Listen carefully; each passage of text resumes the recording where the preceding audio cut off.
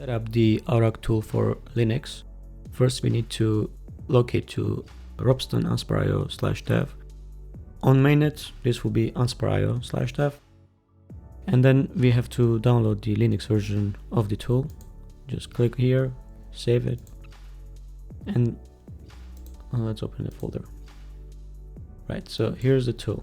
What we need to do now is just put this location to our path. But before we do that, I like to copy this and create a new folder in a home directory, a hidden folder.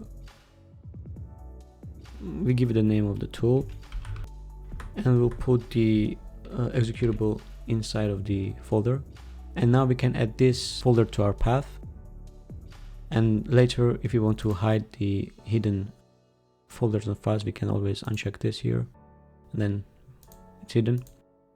And to add this path, to add this location to our path, we need to locate our bashrc or profile files. And you can see that the path is being exported here. So you can just put this in your bashrc file, but if you have different location for the tool, make sure that you put the location of that folder instead of .arag folder, right?